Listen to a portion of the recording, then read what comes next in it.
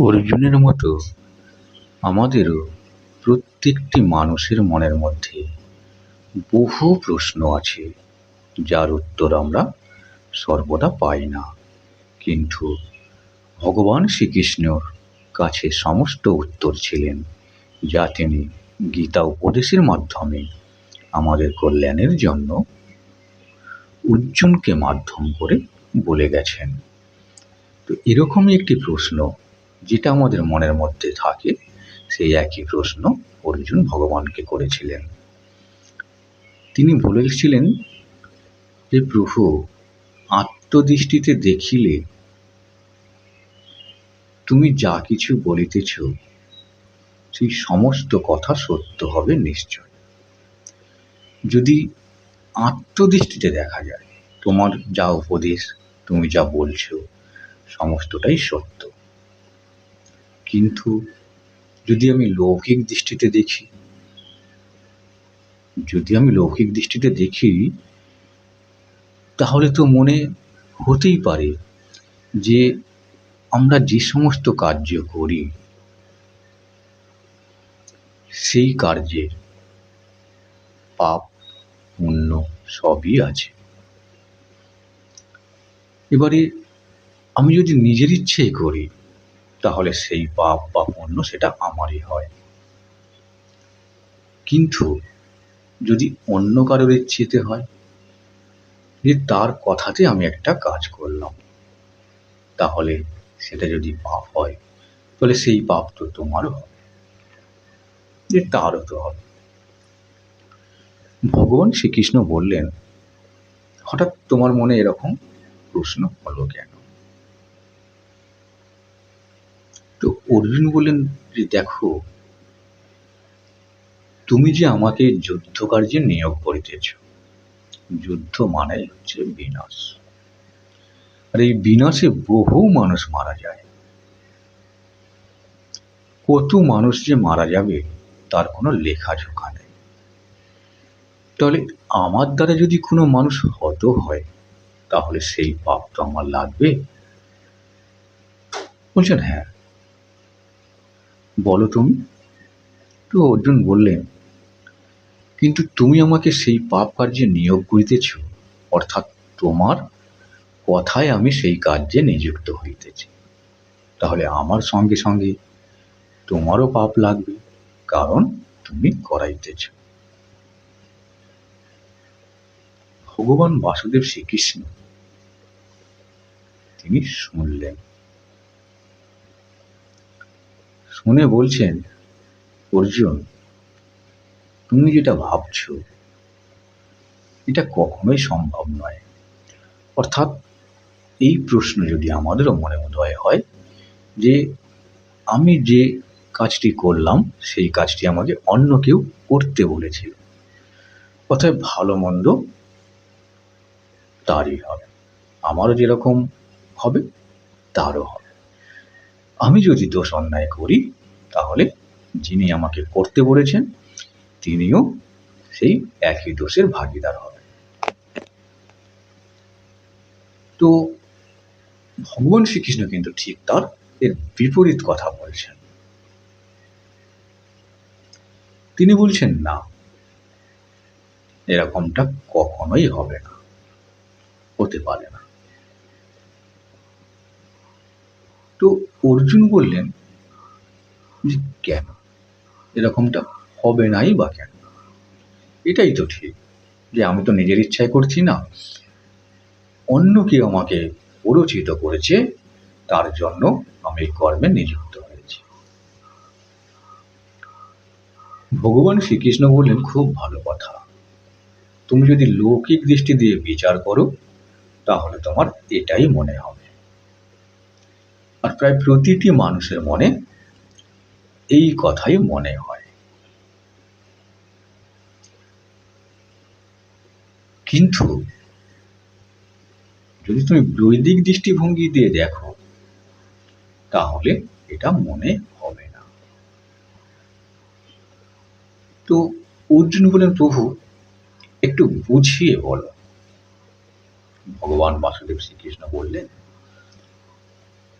এই যে অজ্ঞান দৃষ্টি, অর্থাৎ অজ্ঞানী, জ্ঞানী আর অজ্ঞান দু ধরনের মানুষ আছে তো? বললেন হ্যাঁ। বলছেন এই অজ্ঞানী মানুষই যে দৃষ্টি দিয়ে, যে চিন্তাধারা নিয়ে এই সমস্ত কিছু দেখে, সেটাই হলো লৌকিক দৃষ্টি।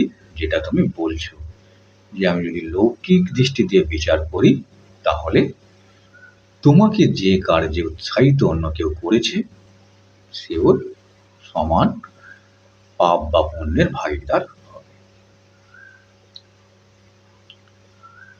যদি লৌকিক দৃষ্টি দিয়ে বলো, ঈশ্বরকে তুমি লৌকিক দৃষ্টি দিয়ে দেখছো এবং মুখে জ্ঞানের কথা বলছো।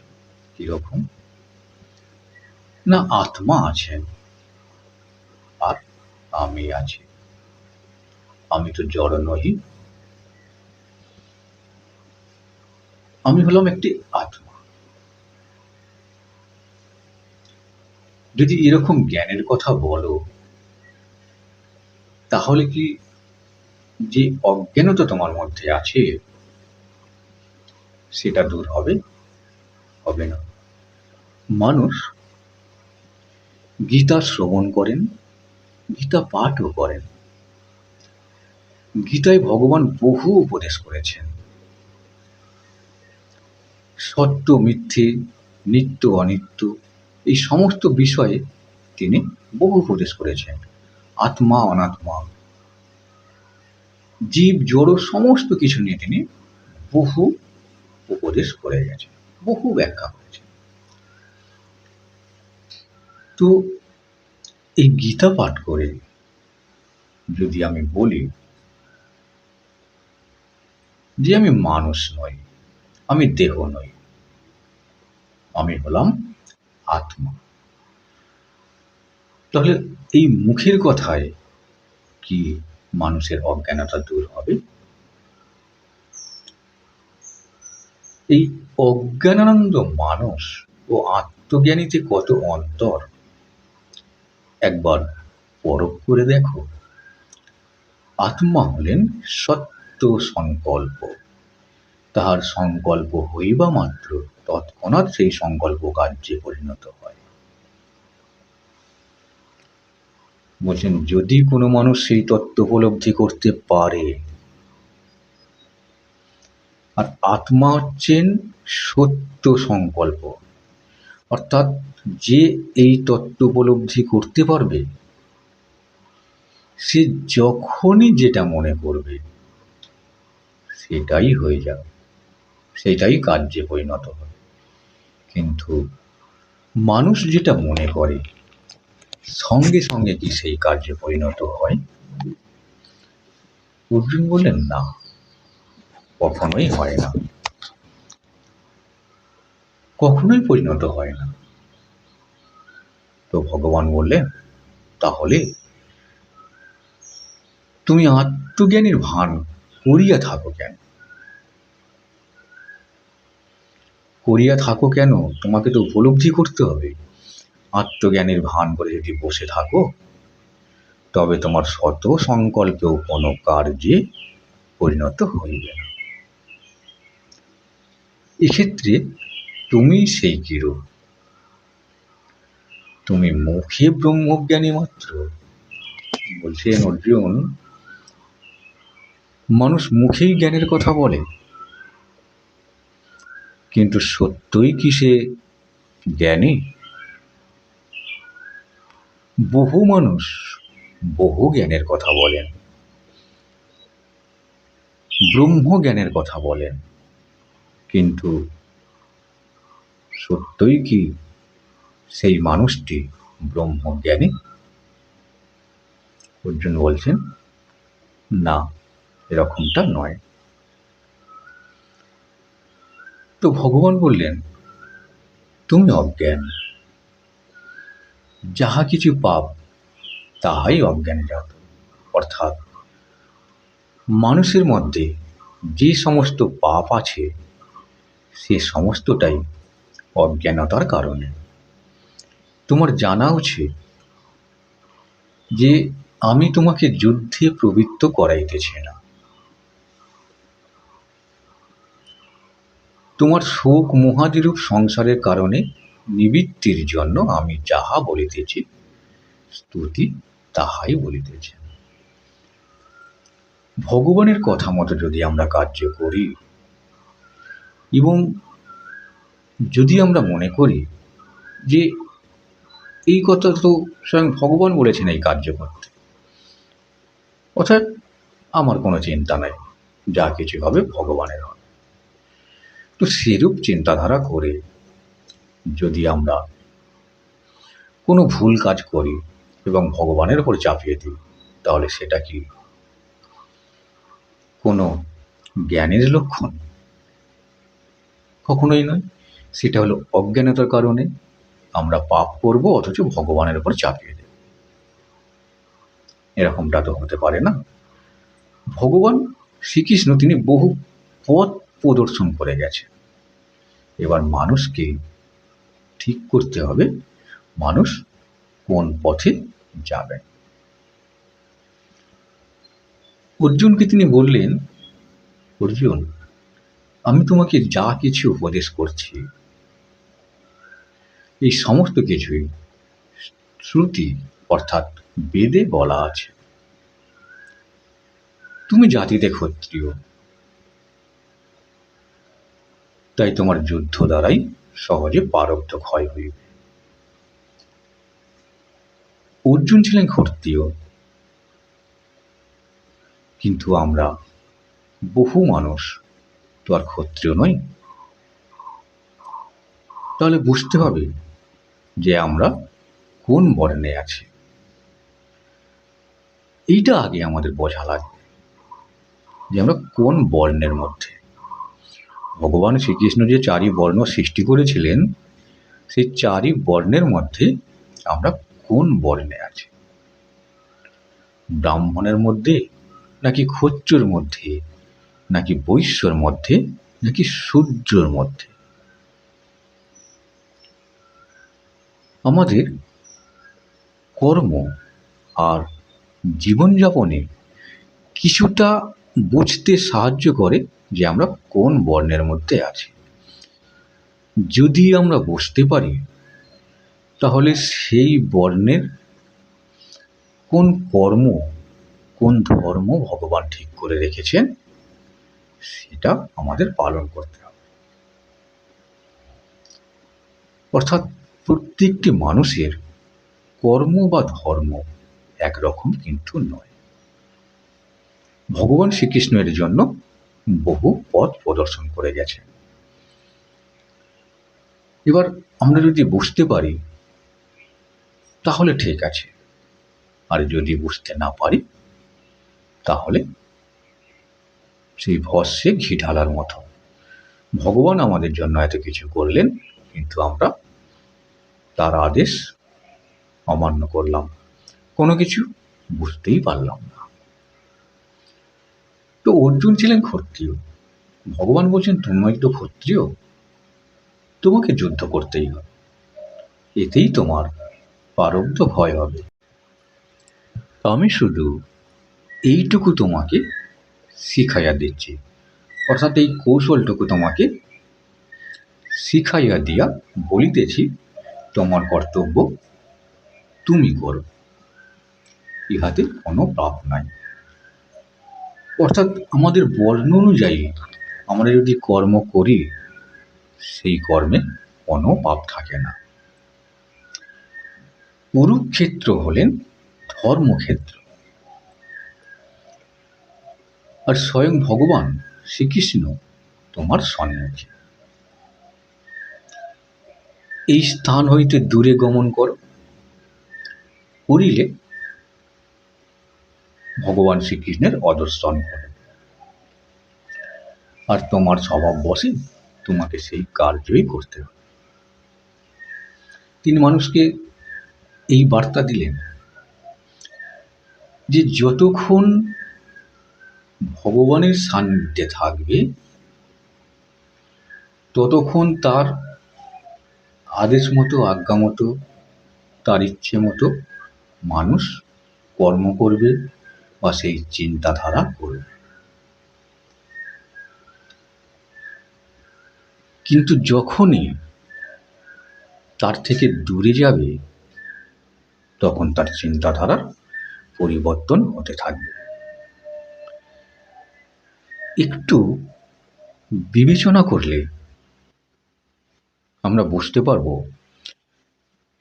যখন কোনো সৎসঙ্গে আমরা অংশগ্রহণ করি সেই সময় আমাদের চিন্তাধারা সম্পূর্ণ ভিন্নমুখী হয়, অর্থাৎ সর্বদা ভগবানেরই চিন্তা করতে থাকি। সেখানে ঈশ্বরের নামগান হচ্ছে, তার লীলা কাহিনী বর্ণনা করা হচ্ছে, তার অমৃত কথা পাঠ করা হচ্ছে। সেগুলি শ্রবণ করি আর মনের মধ্যে ভাবি যে প্রভু যে কথাগুলি বলেছেন সেগুলি আজকে থেকে, এই মুহূর্ত থেকে আমরা পালন করব। এই চিন্তাধারা কিন্তু আমাদের মনের মধ্যে সেই সময় উদয় হয়, এবং সেই সময়তে যদি কোনো কর্ম আমাদের মধ্যে এসে যায়, করতে হয় আমাদের, তাহলে কিন্তু সেই প্রভুর আদেশ মতোই আমরা কর্ম করি। এইবার যখন সেখান থেকে আমরা বার হয়ে এলাম, সেখান থেকে কিছুটা দূরে চলে এলাম, যেখানে আর ভগবানের কথাও আলোচনা হচ্ছে না আর সেই চিন্তাধারাও থাকছে না, তখন কিন্তু আমাদের আর মনে হচ্ছে না যে আমরা ভগবানের আদেশ পালন করব। তখন পুনরায় আমার যা স্বভাব, আমাদের প্রত্যেকের যেটা স্বভাব অনুযায়ী কর্মে নিযুক্ত হয়ে যায়। এটাই হলো অজ্ঞানতা। কারণ যতক্ষণ ভগবানের কাছে ছিলাম ততক্ষণ আমাদের মধ্যে কিছুটা জ্ঞানের প্রকাশ হচ্ছিল, কিন্তু যখনই সেখান থেকে বার হয়ে এলাম, পুনরায় আবার আমাদের সেই অজ্ঞানতার অন্ধকার আমাদের মধ্যে আবার ফিরে এলো, আমরা সেই অন্ধকারে আবার লিপ্ত হয়ে গেলাম। এই কারণে ভগবান এই শিক্ষা দিচ্ছেন মানুষকে যে সর্বদা ঈশ্বরের সান্নিধ্যে থাকার চেষ্টা কর। তো আমরা কর্মজীবী মানুষ, আমাদের এত সময় কোথায় যে সর্বদা ঈশ্বরের সান্নিধ্যে থাকব? ভগবান বাসুদেব শ্রীকৃষ্ণ বলছেন, তোমার যা স্বভাব তুমি সেটাই করে তোমার প্রারব্ধ ক্ষয় করবে। তো তুমি তো তোমার স্বভাব বশেই কর্ম করবে, কিন্তু যতটুকু সময় পাও ততটুকু ঈশ্বরের সান্নিধ্যে থাকার চেষ্টা করো, সৎসঙ্গে অংশগ্রহণ করো, সৎ শাস্ত্র পাঠ করো, ধর্মগ্রন্থ পাঠ করো। যদি সম্ভব হয় বেদ, গীতা, এই সমস্ত ধর্মশাস্ত্র অবশ্যই অধ্যয়ন করবে। তাহলে তোমার মধ্যে ধীরে ধীরে জ্ঞানের প্রকাশ পাবে। এই কথা স্বয়ং ভগবান শ্রীকৃষ্ণ নিজ মুখে তার অমৃতময় বাণী শ্রীমদ্ ভাগবত গীতাতে তিনি বলে গেলেন মানুষের কল্যাণের জন্য। তো সুপ্রিয় দর্শক, আজকে এই পর্যন্ত। যদি আমার এই পাঠটি ভালো লাগে তাহলে অবশ্যই চ্যানেলটিকে সাবস্ক্রাইব করে পাশে থাকবেন, আর বেশি বেশি করে পরিচিত পরিজনের কাছে শেয়ার করে দেবেন, আর কমেন্টে অবশ্যই লিখবেন জয় শ্রীকৃষ্ণ।